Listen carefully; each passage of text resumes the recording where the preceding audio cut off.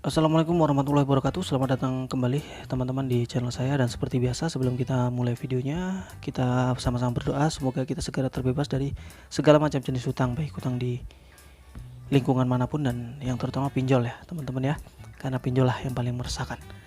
Dan sekarang lagi banyak banget masalah-masalah, berita-berita ataupun pembahasan tentang seorang debitur atau orang yang gagal bayar di pinjol dilaporkan ke polisi. Kok bisa? Saya adalah orang yang paling gak percaya dengan itu, karena sejak zaman dulu, bahkan saya cerita ke keluarga lah, ataupun ke kerabat, ataupun ke masih ya paman lah gitu ya. Jadi gini ceritanya, saya ngobrol dengan dia tentang ada suatu kejadian seseorang itu terlibat hutang di sebuah koperasi sampai akhirnya dijual rumah. Dan dia menjelaskan kalau itu tuh sebenarnya bisa diurus karena utang itu dari dulu nggak ada yang bisa dibidanakan. Bahkan kita yang punya hutang ditagih dengan cara yang tidak wajar atau tidak sopan, menyinggung perasaan, atau dengan cara yang benar-benar tidak manusiawi, itu malah kita dapat dibela oleh kepolisian. Oke ya teman-teman ya. Jadi mari kita bahas sedikit ya, kita bahas pelan-pelan. Di undang-undang itu sudah dijelaskan tentang hak asasi manusia ya, nomor 39 tahun 1999, bahwa tidak ada satupun putusan pengadilan yang menyatakan bahwa seseorang dapat dipidanakan karena tidak sanggup melunasi masalah hutang piutang. Oke, di situ jelas ya teman-teman ya. Itulah kenapa sebuah bank atau ya sebuah pinjaman atau pendanaan seperti bank, finance itu segala macam, kalau misalkan kita minjem, kita selalu diberikan diminta anggunan seperti ya BPKB, surat tanah, sertifikat segala macam. Kenapa? Karena kalau kita tidak bisa membayar hutang itu, mereka akan mengambil anggunan tersebut. Bahkan sekarang nih ya teman-teman ya, bahkan sekarang banyak sekali sudah, contohnya di bank ya, banyak sekali sudah, bank nggak banyak ya, tapi ya beberapa bank saya dengar aja sih, dengar kalau bank itu sudah sulit untuk menerima pinjaman itu dengan jaminan sertifikat tanah yang berupa pekarangan. Kenapa demikian? Karena banyak orang-orang yang gagal bayar tidak terima jika rumahnya dikasih plakat dalam tulisan rumah ini dalam pengawasan atau sitaan bank beserta asetnya kan gitu. Banyak orang bank juga meminta kalau ada kebun segala macam yang mungkin bisa dilepas nantinya, karena mereka tidak mau juga timbul permasalahan panjang ya, intinya ya teman-teman ya. Lalu kembali ke masalah debitur yang dilaporkan ke polisi. Atas dasar apa? Nah, gini. Kalau kita melihat atas dasar apa, ya gini deh. Mungkin dia dipolisikan karena sikapnya ke pihak debt collector yang kurang bagus. Tapi di sini kebanyakan ceritanya tentang dipolisikan karena tidak bisa membayar hutang.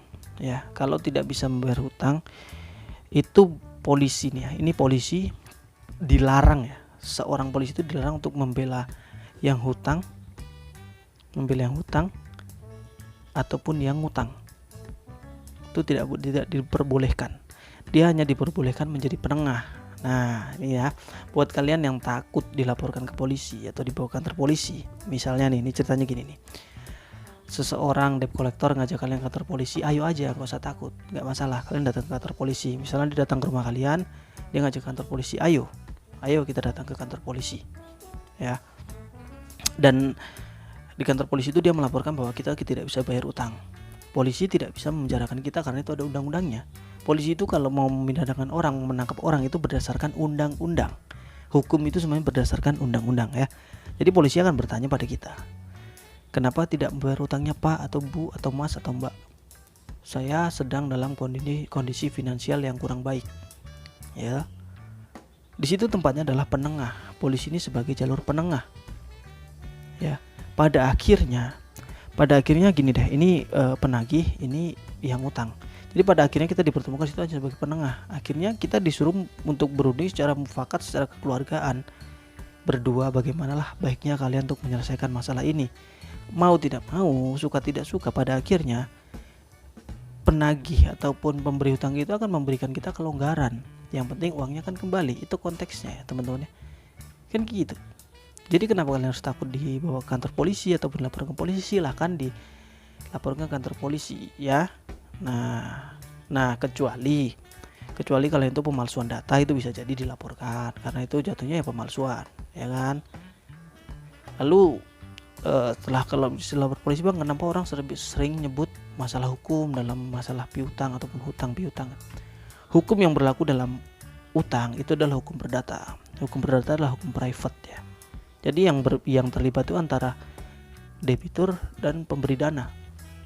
Itu yang namanya hukum perdata, private.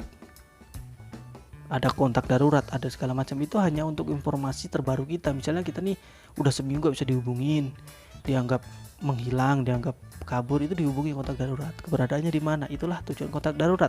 Selain daripada itu juga sebagai bentuk verifikasi seharusnya kalau pada saat kita mengajukan utang. Tapi pada dasarnya kan pinjol itu tidak pernah membuat verifikasi kepada kontak darurat kita. Dia langsung mencairkan berdasarkan kredit score. Yang beberapa pinjol itu saling berkaitan, mereka saling ngintip kredit score. Pada akhirnya apa? Ternyata di ujung-ujungnya kita bakal ditikam, kita bakal ditekan. Itu ujung-ujungnya, makanya mereka semua itu mau memberikan pinjaman, mencairkan pinjaman itu karena ujungnya semuanya bakal kayak gitu. Lalu hukum perdata itu apa bang? Nah, hukum perdata itu ya, seandainya kita menempuh jalur pengadilan, jalan hukum bisa saja. Tapi pada akhirnya kita, hukum itu tidak mungkin menekan seseorang yang tidak mampu. Anda punya utang, Anda tidak mampu bayar, di penjara apa hutangnya lunas, pada akhirnya tetap tidak akan lunas toh meskipun kita di penjara. Iya kan?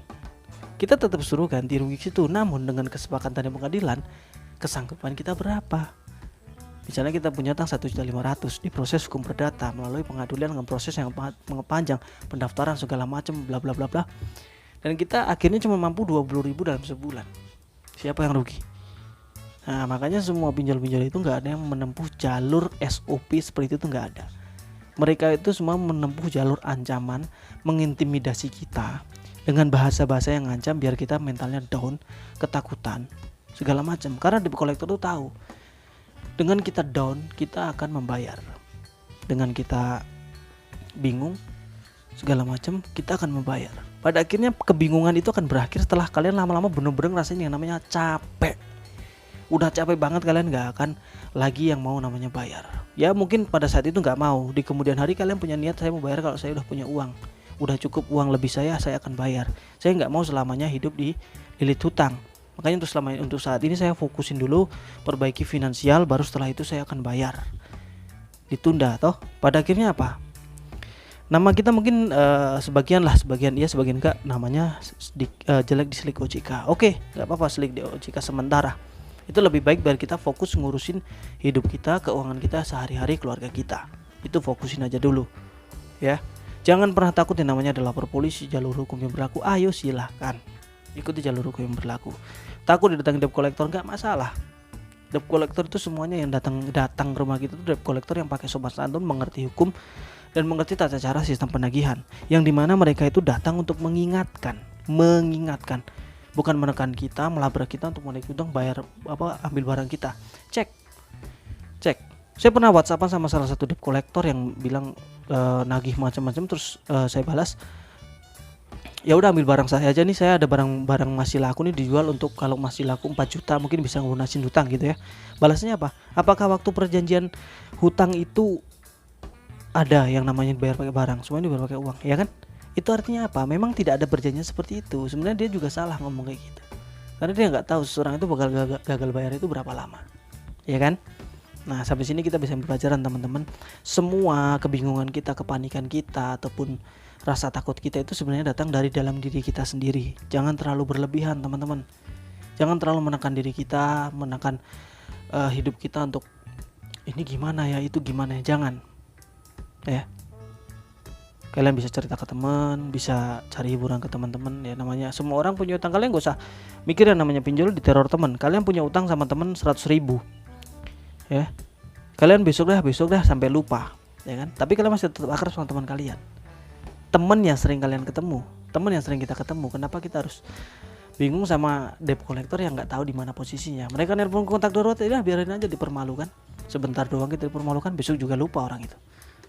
Banyak yang bakal diomongin di lingkungan kita. Jadi bukan diri kita aja yang bakal diomongin orang. Oke?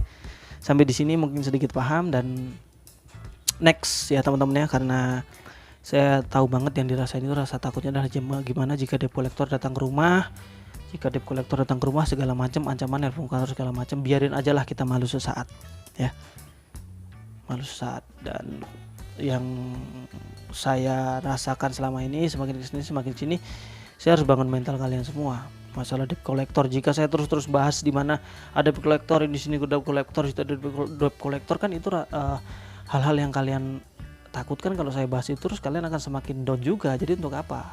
Jadi tujuan saya di sini membangun mental kalian supaya nggak down, dan sudahlah kita memikirkan tentang debt collector. Kalau dia datang, biarin aja datang ke rumah, jangan ditakutin, jangan dipanikin. Mereka datang, hadapi, kasih jamuan, kasih minum, ajak ngobrol. Oke teman-teman, assalamualaikum warahmatullahi wabarakatuh.